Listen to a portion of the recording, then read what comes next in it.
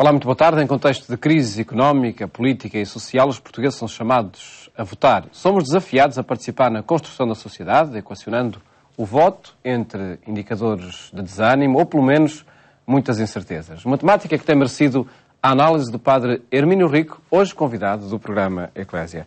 Padre Hermínio, boa tarde. Obrigado por estar neste programa. Comecemos pelo retrato da situação. O que é que esta crise mostra? É possível falar na falência de algum sistema, do modelo económico, do modelo de desenvolvimento? Algo faliu para que isto acontecesse? Algo faliu, ou melhor, algo está a mostrar-se agora que de facto não tinha sustentabilidade, não se podia aguentar no longo prazo. Basicamente, o que é que aconteceu? Aconteceu que nós, há 10 anos, estamos a consumir 10% mais cada ano do que aquilo que produzimos. Isto é, como se alguém tivesse um ordenado de 1.000 euros por mês e estivesse a consumir 1.100. Pedindo cada mês a amigos, a familiares, a gente muito rica e que parece que tem fundos sem limites, e pedindo cada mês mais 100 euros para pagar tudo aquilo que comprava. Só que agora chegámos ao fim da linha. Essas pessoas que nos iam emprestando começam a dizer que já chega porque aquilo que devemos é tanto que já não há condições para, continuando as coisas como estavam, pagarmos tudo. Ao mesmo tempo, continuando a pedir muito emprestado, esse pedido emprestado foi cada vez mais canalizado para o consumo. A nossa economia não está a crescer praticamente nos últimos 10 anos. Ora, isso significa que estamos a ir a grande velocidade contra uma parede e precisamos travar a fundo. Precisamos, nos próximos tempos, não só de poupar para deixar de precisar de pedir emprestado os tais 100 cada mês, como temos que poupar ainda mais para começar a pagar e ir pagando durante muito tempo tudo aquilo que fomos pedindo emprestado nos últimos anos, e precisamos, sobretudo, de encontrar maneira de mudar os nossos hábitos e as nossas maneiras de funcionar para a economia começar a crescer.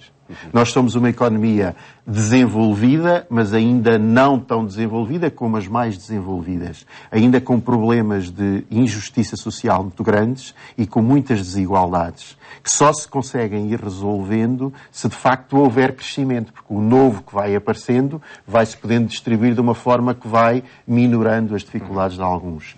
Estamos ainda, por isso, com uma enorme necessidade de crescer, e esse é o grande desafio. Ainda no diagnóstico da situação, o que provocou tudo isso foi o ir atrás só do gastar, foi uma aplicação de modelos económicos erradamente, ou foram decisões políticas e estratégicas assumidas de forma, se calhar, escondida, mas erradamente? Eu acho que foi tudo isso, mais hábitos nossos, culturais, pessoais, de maneira de ser pessoais e sociais em termos de cultura, de comunidade, a maneira de ser portuguesa, não é? O desenrascar, a esperteza, todas essas coisas que nos salvam em muitas situações e nos criam imensos problemas quase sempre. Portanto, foi o deslumbramento com um certo novo riquismo, com todo o dinheiro que veio depois da adesão à Comunidade Económica Europeia, depois da União Europeia. Isso foi um mal ou é um bem? Foi um bem mal usado. Isto é, foi imenso dinheiro que veio para melhorar as nossas estruturas produtivas, para aumentar a nossa formação e, portanto, a capacidade de produzir mais e melhor, e que, de facto, não foi usado para isso. Todos nós conhecemos imensas histórias do que eram as anedotas dos programas de formação profissional financiados pelo Fundo Social Europeu, por exemplo. Depois, a adesão ao euro criou, porque entramos num clube de moeda muito forte e com taxas de juro muito baixas, criou a ilusão de que nós poderíamos eternamente continuar a pedir emprestado. Toda a gente nos emprestava, facilmente, com juros muito baixos, e, portanto, fomos pedindo emprestado. Com as tais tendências culturais de sermos um povo que olha pouco para o longo prazo, que vive muito para o imediato, que acredita sempre que à última da hora se vai conseguir desenrascar. E, paralelamente, em termos de decisões políticas e de responsabilidades políticas, houve um enorme despesismo por parte das estruturas do Estado, tanto a nível do Estado central, nacional, como do poder local. Imensa gente que arranjou emprego só para ter emprego, que de facto não está a trabalhar, nem é precisa para para produzir alguma coisa, e tudo isso foi sendo alimentado por dívidas sucessivas, especializando-nos cada vez mais numa economia de serviços. A agricultura quase desapareceu, a indústria, aquela que produz coisas, objetos, e que não se limita simplesmente a vender coisas de um lado para o outro, também diminuiu ou não cresceu o suficientemente, e estamos agora nesta situação muito, muito complicada. É um preço da democracia? Infelizmente, se olhamos para a história, diríamos que sim.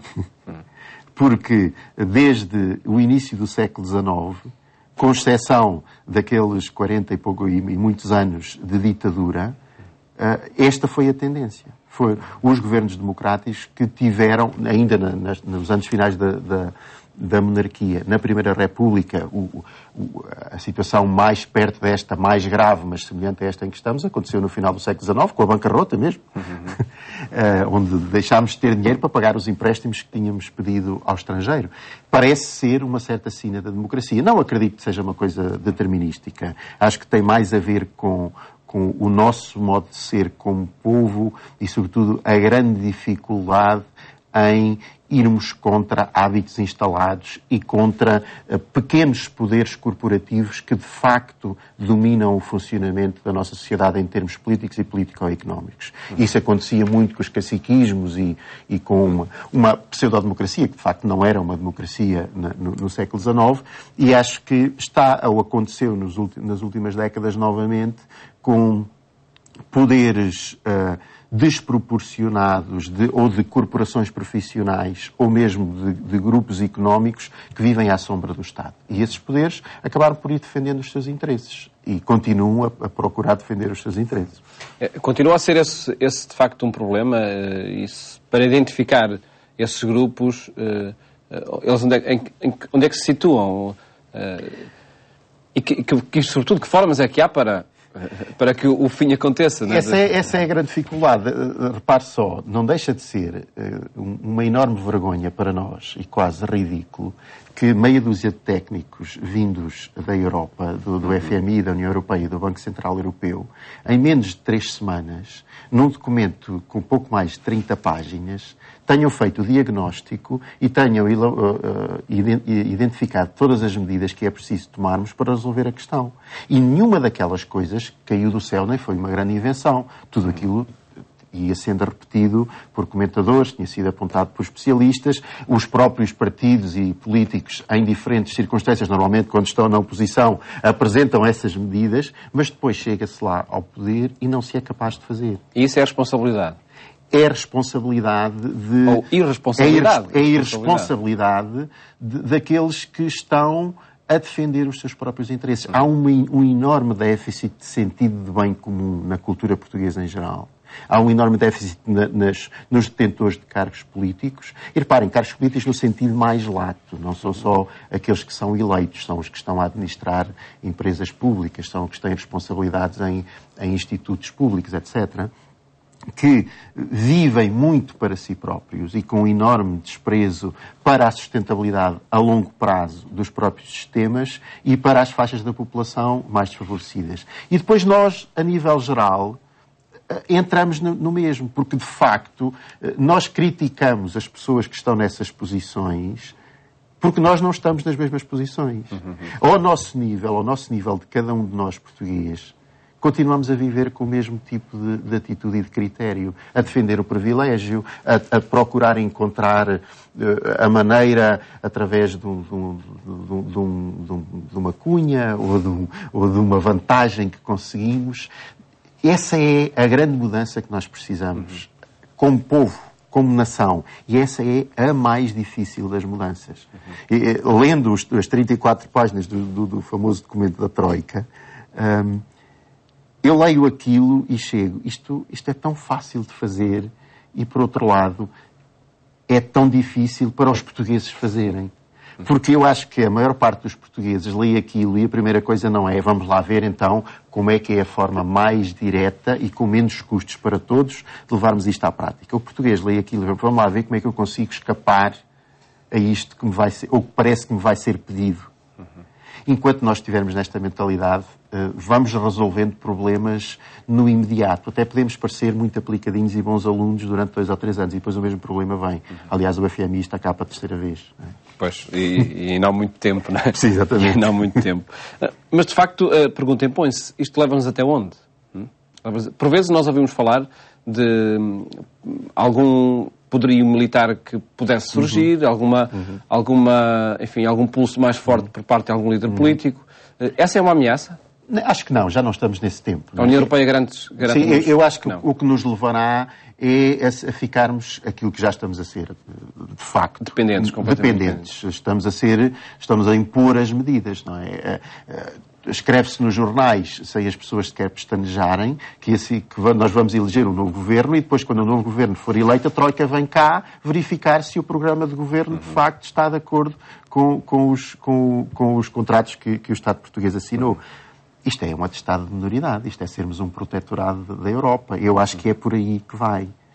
E vai... Pagamos as dívidas e os juros... Pagarmos as dívidas com juros altos, que é justo. Porque fomos nós que pedimos emprestado, fomos nós que gastámos o dinheiro, ou melhor, que o desperdiçámos. E, portanto, vamos ter que pagar. E essa não é o pior dos caminhos, porque a alternativa é muito pior. A alternativa é não pagarmos e aqueles que nos emprestaram dizem, muito bem, então ficam entregues a si próprios. Comem aquilo que produzem, têm acesso àquilo que a vossa economia é capaz de apresentar aos consumidores. E esse é um caminho muito pior. Diante desse cenário, de facto, ambíguo, duvidoso, impõe-se, como há pouco o Padre Hermínio Rico falava, uma mudança pessoal, uma mudança de comportamentos pessoais. Qual é essa mudança que se impõe? E, sobretudo, quando eu penso mudar alguma coisa na minha própria vida e penso nesse cenário, será que o sujeito vai mudar? Será que a pessoa vai mudar? A pessoa muda por estímulos interiores e precisamos de lançar mão desses. Estamos no programa Eclésia e acho que aqui a Igreja tem uma enorme responsabilidade de motivar as pessoas, de chamar as pessoas à responsabilidade, à verdade e depois à responsabilidade. Mas nós mudamos sobretudo por pressão exterior. E vamos ter que mudar por pressão exterior quando o dinheiro começar a faltar. E isso já se nota, não é? Os níveis de poupança estão finalmente a crescer, que estavam em pontos muito, muito perigosos. Quando a prestação do pagamento da casa aumentar, quando o IMI afinal começar a atingir toda a gente, quando os juros crescerem, etc, etc. Isso vai nos obrigar a uma mudança. Fundamentalmente, o que é que temos que fazer? Temos que trabalhar mais e melhor, sobretudo melhor. Porque nós trabalhamos muito, ou pelo menos estamos no trabalho, muito tempo. Mas precisamos de trabalhar melhor, com mais produtividade, e temos que poupar muito mais. Nos próximos tempos temos que poupar muito.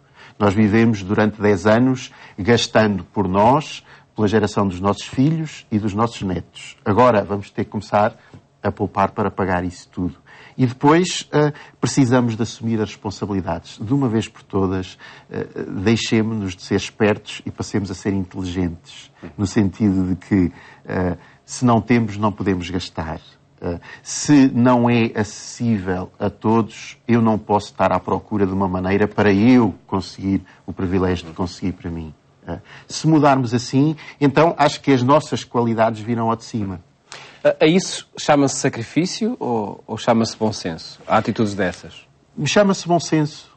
Chama-se bom senso, porque já estamos num ponto onde tentar evitar o sacrifício no presente imediato, é estarmos a caminhar para o abismo, para situações verdadeiramente dramáticas no futuro muito próximo. E, infelizmente, muitos portugueses já estão a sentir essa situação dramática, sobretudo aqueles que estão a ser afetados pelo desemprego. Isso sem dúvida. Neste momento em que decorre a campanha eleitoral, esperaria ouvir de programas, de comícios, de manifestações públicas, outras propostas? Esperaria outra atitude mesmo por parte dos partidos políticos durante a campanha? Sem dúvida que esperaria. Melhor, eu não esperava, mas gostaria e acho que exigia-se que houvesse outra atitude. Porque isto parece que não houve troika, parece que não houve nada de diferente em relação a alguns anos. Continuamos a tentar pequenos truques no imediato. O que se está a tentar é ganhar as eleições.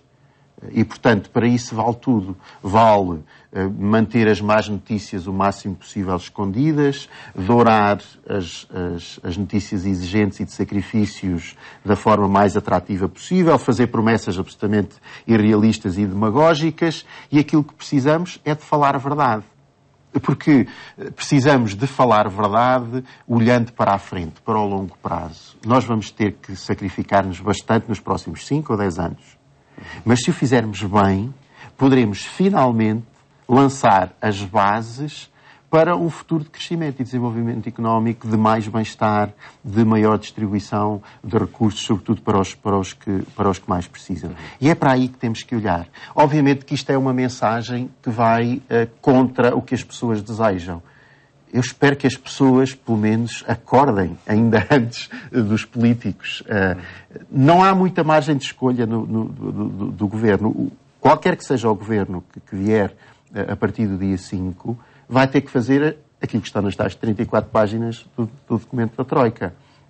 O que era preciso que os partidos discutissem agora era como é que vamos lançar as bases para que a Troika nunca mais tenha que vir a Portugal a não ser em férias, que é muito bem-vinda, para gastar muito cá do dinheiro deles.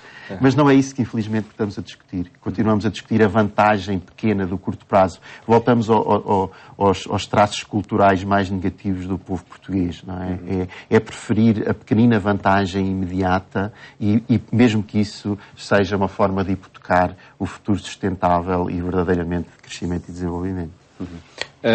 O exercício do voto acaba por ser, nestas circunstâncias, complexo? O discernimento em quem votar? É sempre. Se calhar é mais complexo desta vez, porque mais do que simplesmente a procura de programas diferentes, embora continue a haver alguma margem para diferenças de programa até na aplicação do próprio acordo com a Troika, e isso também tem que ser em causa. Eu acho que o ponto crucial desta vez é escolhermos pessoas que, de facto, tenham a capacidade de falar verdade, de agir com verdade e de agir de uma forma que lance as bases para o futuro. Claro que há limitações logo por isto, porque eu acho que desta vez nós não devíamos estar simplesmente a escolher partidos e a escolher o Primeiro-Ministro. Nós devíamos estar a escolher o Governo inteiro. E cada um dos partidos, sobretudo os partidos que têm a possibilidade de liderar a formação de governo, deviam muito claramente apresentar as propostas e identificar as pessoas com quem contam para aplicar essas propostas, porque isso será decisivo. Padre Minho Rico, neste contexto todo, qual é o dever do cristão? E também, ligado a esta pergunta, que afirmação de esperança é possível nós lançarmos neste ambiente? O dever do cristão é sempre o dever de participar, de assumir a sua responsabilidade pelo bem comum.